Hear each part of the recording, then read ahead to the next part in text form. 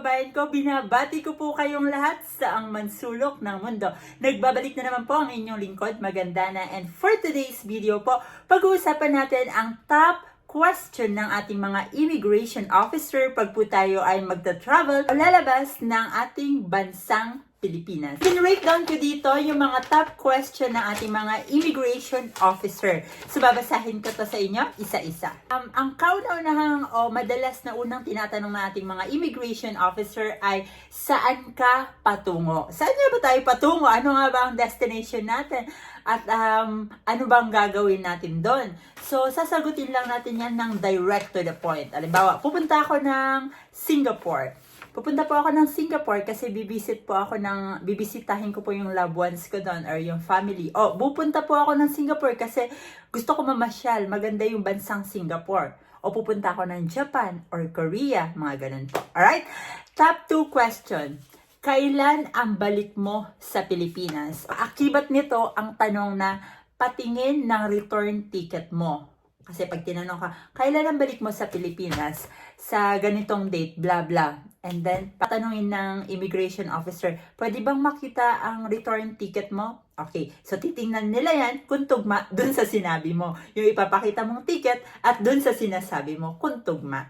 Alright? Number 3 question. Patingin ng proof of relationship. Okay, halimbawa, sinabi mo, bibisitahin ko po yung ate ko sa Japan. Kasi nandun yung ate ko, nagtatrabaho o whatsoever, or residence yung ate ko, whatsoever. Alright, sasabihin ng immigration, patingin ng proof of relationship nyo. Siyempre, ikaw naman, kailangan ipakita mo talaga lahat na magpapatunay na may relationship kayo. For example, ate mo talaga siya, or kuya mo talaga siya, or for example naman, pinsan mo siya, o di naman kaya, fiancé ko po siya. Okay. Kailangan patunayan mo talaga yung sinabi mo na fiancé mo siya. Para, alam mo yun, hindi po tayo ma-offload or hindi mag-isip ng irregularity ang officer. Kasi po, once po, sa isang tanong, may nakita ng irregularity sa sagot nyo ang ating officer, baka po madaan po tayo sa secondary investigations. Kaya sa primary interview pa lang po, patunayan na natin, ipakita na po natin ating mga documents at proof, okay? Alright, number 4, anong gagawin mo sa bansang pupuntahan mo? Okay, ito na yung kaakibat na tanong na, anong purpose mo doon? Bakit ka magta-travel? Ano bang gagawin mo doon? So, kung meron po kayong mga itinerary sa travel, di ba po, pag nagta-travel tayo, may mga itinerary sometimes, halimbawa, pupunta tayo sa ganitong attraction, magtutour tayo sa ganito, pupunta ka sa ganitong mountain, may mga days, day 1, day 2, pwede rin nyo po yun ipakita kung meron po kayo nun. Alright? At i-explain po natin at kung may mas marami pa kayong documents na magpapatunay talaga na travel ang purpose nyo doon, or for example, whatever purpose po, for example, kasal, or visiting family, visiting fiancé, or may aasikasuhin kayo doon, whatever po, kailangan po talaga i-prepare natin yung ating mga documents, please, okay? At number 5 question, sponsor ba ang travel mo? Or di naman kaya, or may invitation letter ka? So, pag sponsor yan, syempre, ang most commonly hahanapin ng immigration officer, yung documents ng taong nag-sponsor sa'yo.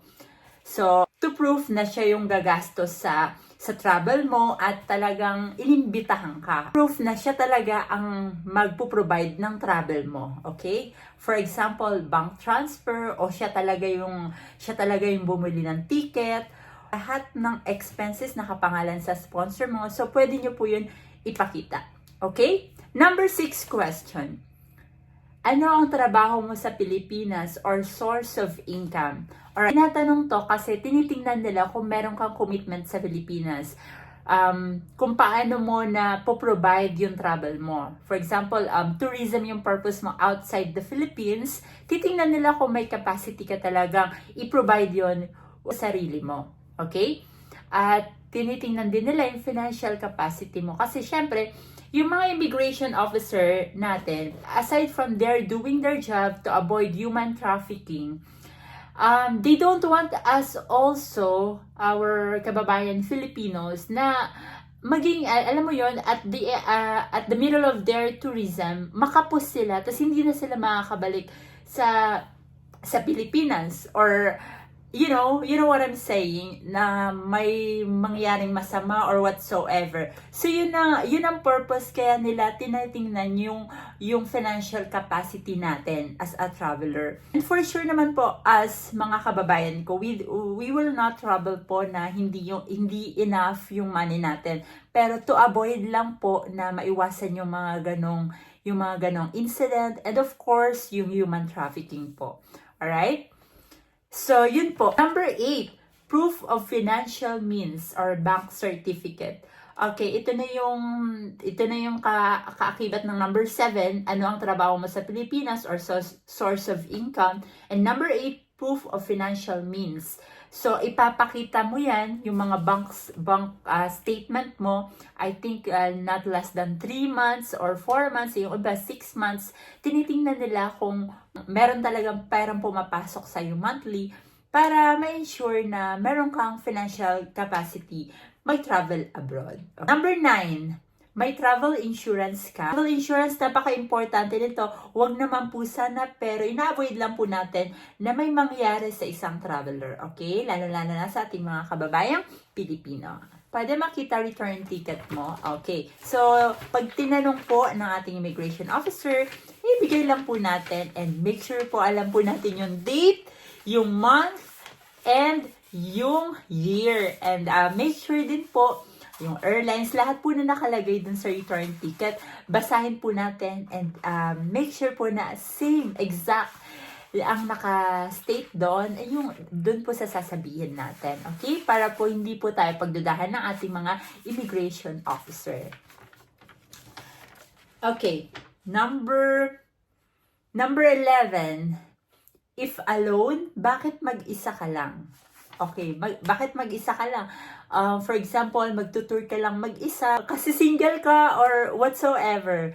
Explain lang po natin, kasi alam ko naman sometimes yung mga officer natin, well, if ever po ganun ang tanong, isagutin lang po natin ng politely and respectfully. Number 12, may kamag-anak ka sa bansang pupuntahan mo. Alright, pag halimbawang tinanong ka, for example, tourism ang purpose mo.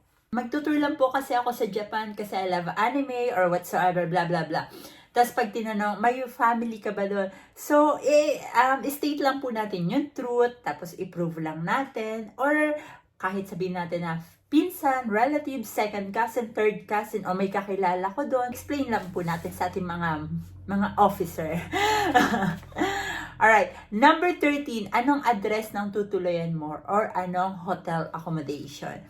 Ito po is to avoid human trafficking or illegal recruitment. Kaya po ni-ensure nila na meron po talaga tayong tutuluyan.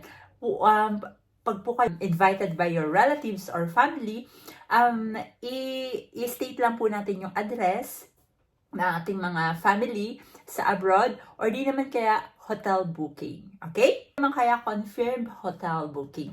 Alright, may kasama ka bang magta-travel? Ano nito yung number 11 na if alone, bakit ka mag-isa? Alright, o may kasama ka bang magta-travel? Pag tinanong po kayo ng ganun, just in case lang po, sagutin lang po natin politely. Okay? Number 15, first time mo ba lumabas ng Pilipinas? Okay, kung ganun naman po ang tanong, sagutin lang po natin ng yes or no. Alright? Kung may mga follow-up question pa po, i-express po natin, state po natin yung truth at yung purpose talaga natin. Okay?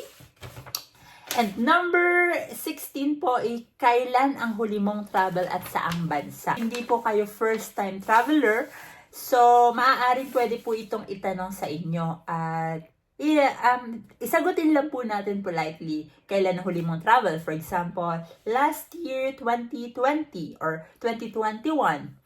And last year, 2021, nag-travel ako sa, sabihin natin, USA or China or Singapore, Hong Kong, ganon. Okay? Number 17, may plano ka bang maghanap ng trabaho abroad? So pag ito ang tinanong, I think this question is so critical. Pag tourism po ang purpose mo, kaya ka lalabas ng abroad. Pag ganito naman po ang tinanong sa inyo, I think may plano ka bang maghanap ng trabaho abroad? You have to say no po. Kasi talaga ma-offload po kayo. So, pag ganito po ang tanong, make sure na sabi, no, it's only tourism. Kasi ang mga documents mo is only for tourism. So, you have to state po talaga na only for tourism. Even po na gusto nyo maghanap ng trabaho abroad, pero po yung mga documents nyo is tourism, you have to state po it's only for tourism. Okay po? And it's up to you po kung if you want to find job po abroad or whatsoever. Okay? Number 18, gaano ka katagal sa ibang bansa? Pag ganun po yung tanong, magtutur lang po ako for 1 week or magtutur lang po ako for 2 weeks kasi ito po yung return ticket ko. Ganun po ang mga sagot. Meron lang po akong 2 weeks para mag-tour kasi po may return ticket ako na ganito ang petsa. Blah, blah, blah. Okay? And number 19, pwedeng makita travel itinerary mo. Ayan yung sinasabi ko kanina. So, once hiningi po na ng officer, ipakita lang po natin. And make sure po, alam nyo po yung mga nakalista doon. For example, kasi may mga travel itinerary na day 1, pupunta ka sa ganito. O day 2, pupunta ka sa ganitong bansa or ganitong lugar. Right? So, basahin po natin yung itinerary natin and make sure po tugma sa ini-state natin yung documents natin, ini-state natin sa kanila. Okay? And number 20, do you have any certificate? Pag may mga ganun po, ipakita lang po natin yung hinihingi ng officer. Okay? And that's it. Our top question sa immigration. Tingnan muna natin yung Blackboard. I think na-discuss ko na to sa aking past video. So, ulitin ko lang po, ang first interrogation ng ating mga officer will last only for 45 minutes. The primary interview po. Pero, pag may nakita po silang irregularity sa first interview, sa primary interrogation, sasailalim po tayo sa secondary interview which will last for 5 to 15 minutes. Bakit ka sasailalim sa secondary interrogation?